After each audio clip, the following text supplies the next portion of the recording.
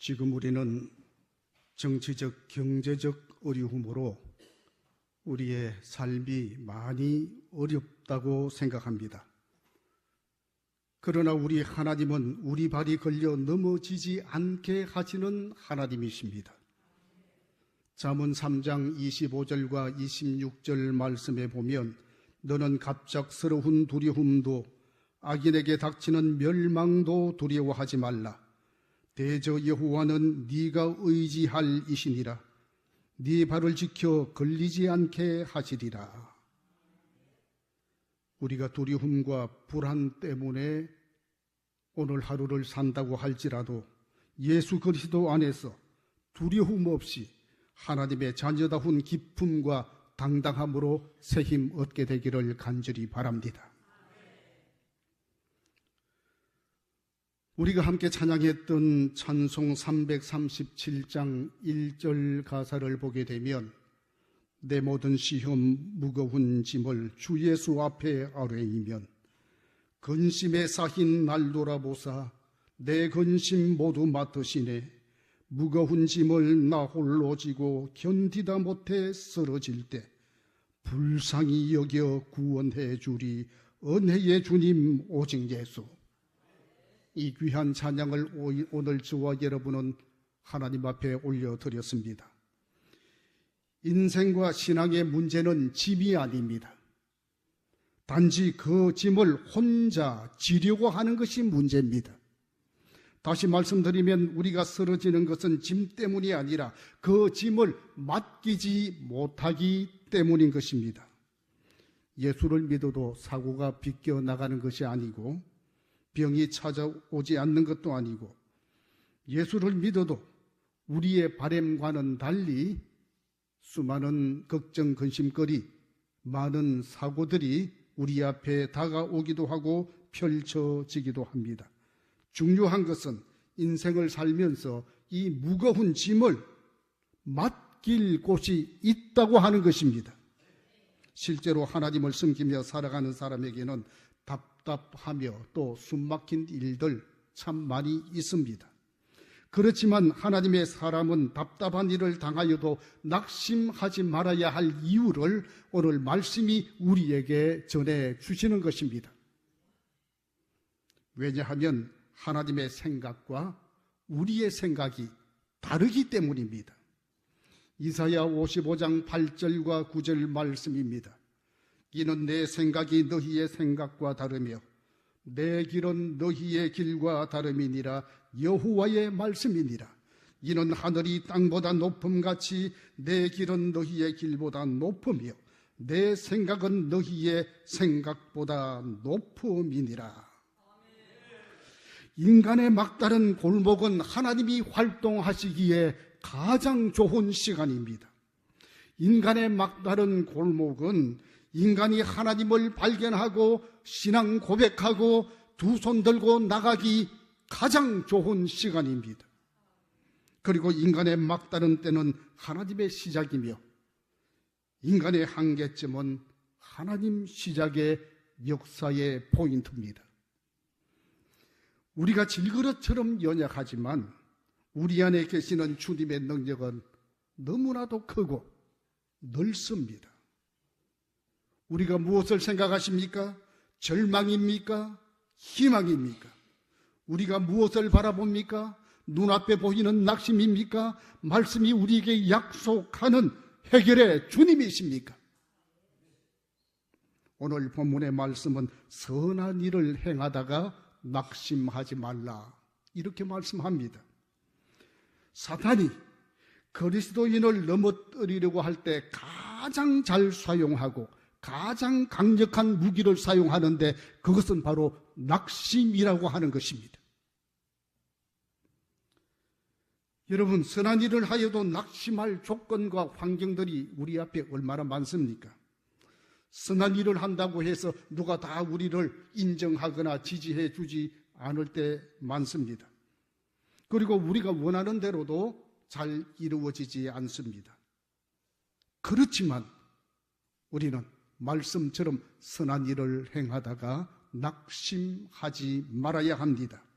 오늘 본문 9절 말씀을 우리가 분명히 기억할 수 있기를 원합니다. 선을 행하되 낙심하지 말지니 포기하지 아니하면 때가 이름에 거두리라. 낙심하지 말아야 할 이유를 한마디로 정리해서 오늘 살아가는 우리에게 들려주시는 것입니다. 선을 행하다가 때때로 지치고 피곤하여 포기하고 싶을 때 많습니다. 언젠가 적절한 때가 되면 거둘 것이라고 하니 절대로 포기하지 말라. 낙심해도 포기하지 말라는 것입니다. 낙심하는 이유가 무엇입니까? 내가 원하는 때에 내가 바라는 것이 이루어지지 않기 때문입니다. 내가 열심히 기도했는데 내가 원하는 대로 잘 이루어지지 않습니다. 열심히 노력했는데 내가 원하는 것이 이루어지지 않습니다. 우리 눈에 비칠 때는 신앙생활도 잘 안 하는 사람이 기도도 열심히 잘 안 하는 것 같은데 저런 사람은 왜 잘 될까? 상대적으로 비교하면 낙심이 됩니다. 아니, 예수 믿지 않는 사람도 하나님 없이 자기 마음대로 자기의 뜻대로 막 살아가는데 왜 저 사람 잘 될까? 낙심이 될 때가 있습니다. 그러다 보니 내 심령 속에 내 삶의 주변에 불청객이라고 하는 이 손님이 찾아와서 여기에 그냥 주저앉고 있습니다. 모든 것이 때가 있습니다. 세상을 바라보며 쉽게 낙심하며 포기하지 말아야 됩니다. 기다리지 못하는 조급증 때문에 실패하고 그리고 실수했던 사람들이 참 많습니다. 그래서 인생을 망치는 사람도 많이 있어요. 빠른 것도 필요하지만 기다림도 필요합니다. 믿음 생활 잘 하다가 낙심하고 시험 들어서 우리의 신앙생활 무너지지 말아야 합니다. 우리의 가정도 무너지지 말아야 합니다. 우리의 인생이 무너지지 말아야 할 것입니다.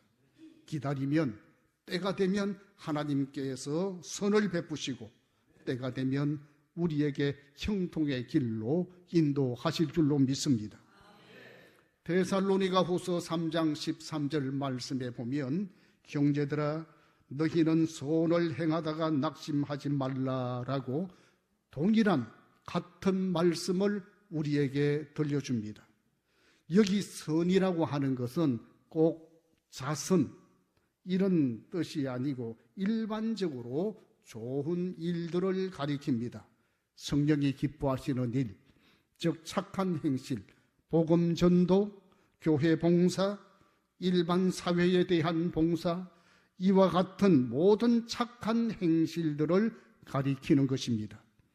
이처럼 좋은 일을 하다가 낙심하지 말라고 하는 말인데 여기에 낙심이라고 하는 것은 아마 피곤해지지 말라 혹은 맥이 풀리지 말라 이런 뜻이 원문에 더 가깝다고 그렇게 생각합니다. 하나님의 때가 이르면 반드시 거둘 것이기 때문에 맥 풀리지 말라, 힘 빠지지 말라 이런 말씀입니다. 기억합시다. 하나님의 때는 사람의 때와 다른 것입니다. 하나님의 때가 있습니다. 그것은 반드시 거둘 때, 열매 맺을 때를 말하는 것입니다. 어떤 것은 내가 심고 또 어떤 것은 내가 아니라 내 자식들, 내 손주들이 거둘 때가 있습니다. 어떤 경우는 이 세대에 심은 것을 이 세대에 거두기도 합니다마는 어떤 것은 이 세대에 거두지 못하고 또 다음 세대에 거두게 되는 것입니다. 어떤 때는 이 세상에 심은 것이 이 세상에 거둘 때도 있지만 어떨 때는 이 세상에서 거두지 못하고 영원한 하늘나라에 가서 이 땅에 이루어질 때가 있는 것입니다. 반드시 거둔다는 것입니다. 그러므로 무슨 성과가 나지 않는다고 할지라도 조급한 마음으로 우리 모두 낙심하지 말아야 할 것입니다. 신앙의 인물들을 여러분 보십시오. 이 신앙의 인물들을 왜 우리가 자주 얘기하고 반복하고 또 그 말씀을 묵상합니까? 모세, 예레미야, 다윗, 이사야, 하박국, 엘리야, 엘리사, 세례 요한, 사도 바울, 수많은 인물들이 선한 일을 하다가 얼마나 낙심을 많이 당합니까? 쫓기기도 하고 굶기도 하고 얻어맞기도 하고 감옥에 갇히기도 하고, 그러나 낙심하지 아니했습니다. 다시 일어서고 또 다시 일어나 마침내 하나님의 거룩한 사명을 이루어 갔습니다. 선한 일을 하면서 결코 낙심하지 않는 우리 성도들 되기를 바랍니다. 형편이 어렵다고 넘어지지 마십시오. 그리고 경제 생활이 힘들다고 해서 믿음 생활 저버리지 마시기 바랍니다. 하나님은 살아계십니다. 역사하는 힘이 큽니다. 서로가 서로를 독려하며 낙심하지 아니하며 이 말씀에 따라서 새 힘 얻는 시간 오늘 되기를 바랍니다. 그리고 천부에서 하신 말씀처럼 피곤하지 아니하면 때가 이름에 거두리라. 신실한 하나님의 약속을 믿고 저와 여러분 이 어려운 시대에 기쁨과 승리를 회복하는 주인공이 되어지기를 축복합니다.